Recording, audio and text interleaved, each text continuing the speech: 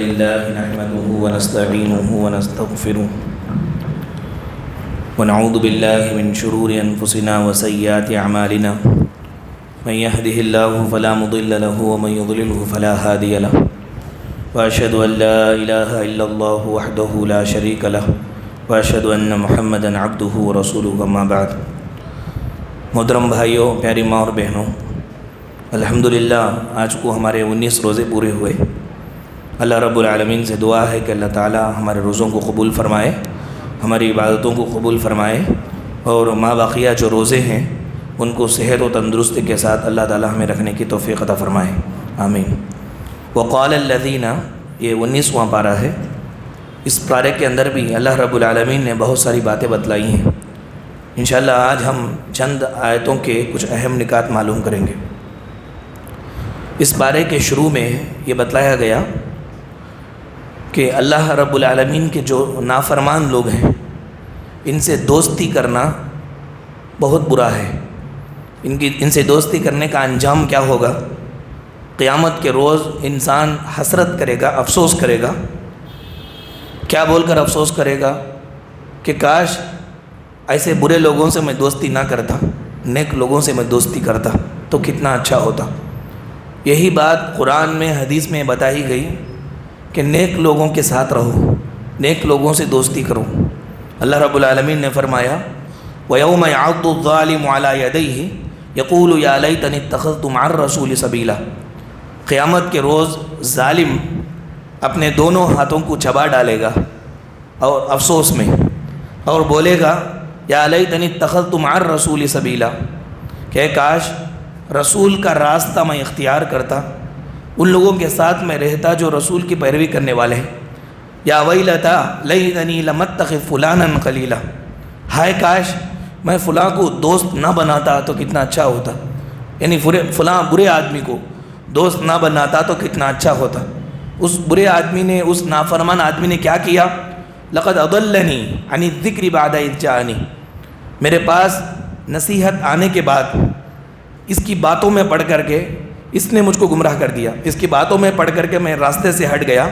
اگر اس کو دوست نہ بناتا تو میں گمراہ نہ ہوتا۔ تو یہ پیغام ہے ہمارے لیے، ایک میسج ہے، ہم ایسے لوگوں سے دوستی نہ کریں جن کو دین میں دلچسپی نہ ہو، اللہ کے رسول کے احکامات میں دلچسپی نہ ہو، بلکہ ان لوگوں سے ہم دوستی کریں جو اللہ اور اس کے رسول کے نام پر مر مٹتے ہوں، ان کے لیے جان تک بھی قربان کرنے کے لیے تیار ہو جاتے ہوں، ایسے لوگوں کے سے ہم دوستی کریں۔ اس کے بعد اللہ کے خاص بندوں کی چند پہچان، چند عادتیں بتائی گئیں، چند صفات بتائی گئی۔ وَعِبَادُ الرَّحْمَنِ الَّذِينَ يَمْشُونَ عَلَى الْأَرْضِ هَوْنًا، اللہ کے خاص بندوں کی ایک پہچان یہ ہے کہ وہ زمین میں عاجزی کے ساتھ چلتے ہیں۔ وَإِذَا خَاطَبَهُمُ الْجَاهِلُونَ قَالُوا سَلَامًا، جاہلوں کے منہ نہیں لگتے۔ جاہل جب لگتا ہے ان کے منہ کو، بحث کرنے لگتا ہے کسی بھی معاملے میں، تو یہ دور ہو جاتے ہیں۔ آپ کو معلوم ہے جاہل سے بحث کرنے کا نقصان کیا ہے؟ جاہل سے بحث کرنے کا نقصان یہ ہے کہ آپ اونچے مرتبے کے رہتے ہیں، جاہل نیچے مرتبے کا رہتا ہے، اس سے آپ بحث کریں گے تو پہلا کام وہ کیا کرے گا؟ آپ کو آپ کے مرتبے سے گرا کر اپنے مرتبے میں لائے گا، اور چونکہ وہ اس کا میدان ہے، اور دیوانی شانی باتوں سے آپ کو گمراہ کر دے گا، پریشان کر دے گا، کیونکہ وہ آپ کا مقام نہیں ہے، اونچائی آپ کا مقام ہے، جاہل کا مقام گرا ہوا ہے۔ وہ پہلے ادھر کی ادھر کی باتیں بول کر کے آپ کو اپنے مقام سے نکال کر کے نیچے لائے گا، اور اس کے مقام میں آپ کو وہ ہرائے گا۔ اسی لیے جاہلوں کی منہ نہیں لگنا یہ عباد الرحمن کی خاص صفت ہے، کہ وہ اللہ کے نیک بندوں کی خاص صفت ہے کہ وہ جاہلوں کے منہ نہیں لگتے، وقت ضائع نہیں کرتے۔ اس کے بعد یہ کہا گیا والذین یبیتون لربہم سجدا وقیاما، ان کی راتیں عبادتوں میں کٹتی ہیں، یہ تہجد کے پابند ہوتے ہیں۔ پھر کہا گیا کہ یہ ہمیشہ جہنم کے عذاب سے اللہ کی پناہ پکڑتے رہتے ہیں، یہ کہتے ہیں کہ اللہ ہمیں جہنم کے عذاب سے بچا لے۔ اس کے بعد وہ اللہ کے راستے میں خرچ کرتے ہیں، بخیلی بھی نہیں کرتے، ایسا بول کر کے زیادہ بھی خرچ نہیں کرتے، بلکہ اعتدال کے ساتھ خرچ کرتے ہیں، اور شرک سے بچے رہتے ہیں، قتل ناحق سے بچے رہتے ہیں، زناکاری اور بدکاری سے پرہیز کرتے ہیں۔ والذین لا یشہدون الزور، جھوٹی گواہی نہیں دیتے، جھوٹی گواہی سے یہ دور رہتے ہیں۔ اور بری مجلسوں میں نہیں جاتے، جہاں پر اللہ اس کے رسول کا مذاق اڑایا جاتا ہے وہاں پر یہ نہیں جاتے، بلکہ اسے پہلو ہی کر لیتے ہیں، اور ان کی عادت یہ ہے کتاب اللہ سے متاثر ہوتے ہیں۔ اللہ کی کتاب ان کے سامنے جب پڑھی جاتی ہے تو غور سے سنتے ہیں، آنکھوں سے آنسو جاری ہو جاتے ہیں۔ یہ عباد الرحمن کی صفت ہے۔ اس کے بعد یہ دعا کرتے رہتے ہیں کہ اے اللہ ہمارے بیوی بچوں سے ہماری آنکھوں کی ٹھنڈک عطا فرما۔ یہ عباد الرحمن کے صفات بتلائے گئے۔ ہم لوگوں کو چاہیے کہ یہ صفات ہم اپنائیں اور اس پر عمل کرتے رہیں۔ اس کے بعد یہ کہا انسان کتنا بھی بڑا گنہگار ہو، بڑے بڑے گناہ کیا ہو اپنی زندگی میں، لیکن اگر سچے دل سے توبہ کرتا ہے اللہ رب العالمین نہ یہ کہ اس کے گناہ کو معاف کر دیتا ہے، بلکہ وہ جو گناہ کیا ہے یہ گناہ کو نیکیوں میں بدل دیتا ہے۔ ساری گناہیں نیکیوں میں تبدیل ہو جاتی ہے۔ اللہ نے فرمایا الا من تاب وآمن وعمل صالحا فاولئک یبدل اللہ سیئاتہم حسنات۔ اگر کوئی آدمی بڑے بڑے گناہ کیا لیکن توبہ کیا، نیک عمل کیا، تو اللہ رب العالمین اس کے سارے گناہوں کو نیکیوں میں بدل دے گا۔ اللہ سے ہم یہ دعائیں کرتے رہیں کہ اللہ جانے انجانے میں جو گناہ ہم سے ہوئے ہیں ہمارے گناہوں کو نیکیوں میں بدل دے اور یہ نیکیوں کا ثواب ہمیں عطا فرما۔ اس طرح ہم اللہ تعالیٰ سے دعائیں کرتے رہیں۔ اس کے بعد سورہ شعراء کے اندر 7 نبیوں کے واقعات اللہ نے ذکر فرمائے۔ حضرت موسیٰ علیہ السلام، حضرت ابراہیم علیہ السلام، حضرت نوح علیہ السلام، حضرت ہود علیہ السلام، حضرت صالح علیہ السلام، حضرت لوط علیہ السلام اور حضرت شعیب علیہ السلام۔ یہ 7 انبیاء کے واقعات کو اللہ رب العالمین نے تفصیل سے ذکر فرمایا۔ اس کے بعد اس بارے میں موسیٰ علیہ السلام کو اللہ نے 9 معجزے عطا فرمائے۔ بنی اسرائیل بدلیں گے، اپنے آپ کو سدھار لیں گے، اللہ تعالیٰ کے قریب ہو جائیں گے، نبی کی بات کو مان لیں گے بول کر اللہ تعالیٰ نے وقت میں 9 معجزے حضرت موسیٰ علیہ السلام پر ظاہر فرمائے۔ 9 معجزوں کو انہوں نے محسوس کیا۔ ہر معجزہ جب بھی ظاہر ہوتا کوئی نہ کوئی بات بول کر کے ٹال دیتے، موسیٰ علیہ السلام کی بات کو نہیں مانتے۔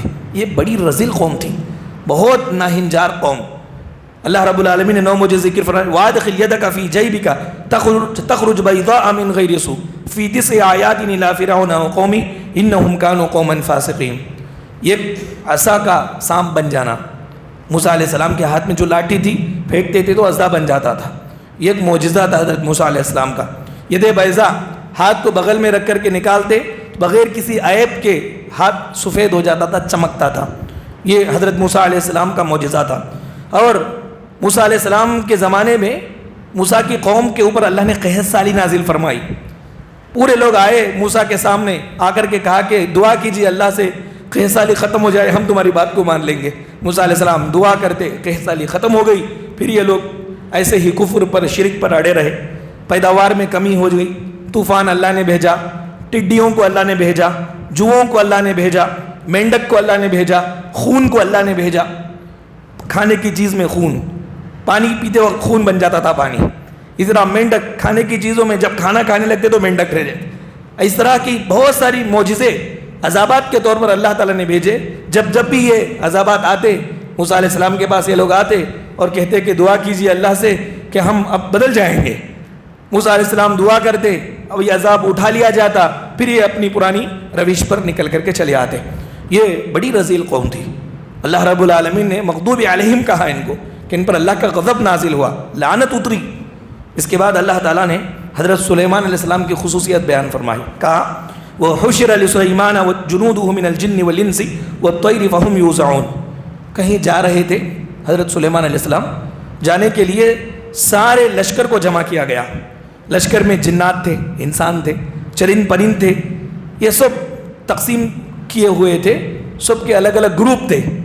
چنانچہ جب سلیمان علیہ السلام ٹپ ٹاپ کے ساتھ نکلنے لگے تو چونٹیوں میں سے ایک چونٹی نے سلیمان علیہ السلام کے لشکر کو آتے دیکھا، محسوس کیا تو کہنے لگی قالت نملۃ یا ایھا النمل ادخلوا مساکنکم، اے چونٹیوں اپنے بل میں چلی جاؤ، لا یحطمنکم سلیمان وجنودہ وہم لا یشعرون، کہیں ایسا نہ ہو کہ سلیمان کا لشکر تم کو روند نہ دے، کھنل نہ دے، لا شعوری طور پر معلوم نہیں کہ ہم یہاں پر ہیں، کھنل دیں گے تو تم مر جاؤ گی، اس لیے تم اپنے بلوں میں چلی جاؤ، اپنی حفاظت آپ کر لو۔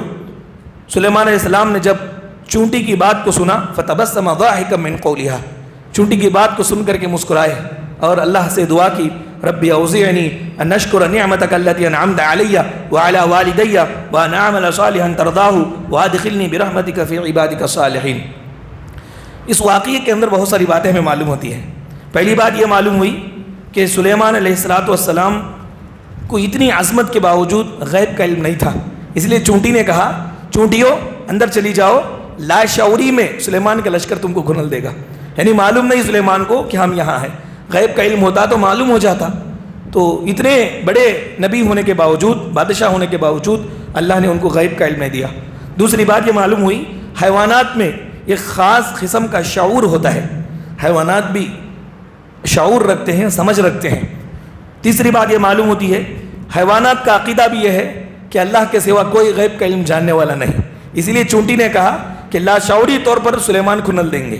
معلوم تھا کہ سلیمان کو بھی غیب کا علم نہیں ہے۔ چنانچہ چوتھی بات یہ معلوم ہوئی کہ سلیمان علیہ السلام کو اللہ رب العالمین نے پرندوں کی بولی سمجھنے کا علم دینے کے ساتھ ساتھ دیگر جانوروں کی بولی سمجھنے کا علم بھی دیا تھا۔ چونٹی کی بات کو بھی سمجھ جاتے تھے، چونٹی کی بات کو بھی انہوں نے سمجھ لیا تھا۔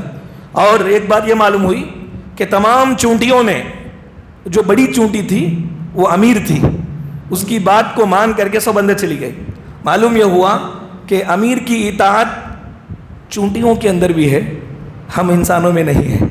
امیر کی اطاعت کا جذبہ چونٹیوں کے اندر بھی ہے۔ یہ بات بھی معلوم ہوئی کہ وہ جو چونٹی تھی، امیر چونٹی، وہ چونٹی بڑی درد مند تھی، اس لیے اس نے دیکھا کہ سلیمان علیہ السلام ٹپ ٹاپ سے نکل رہے ہیں، فوراً اٹھ کر کے آئی، قوم کی فکر میں، اپنے لوگوں کی فکر میں کہنے لگی کہ اے چونٹیوں تم اندر چلی جاؤ، یہ درد مندی ہے۔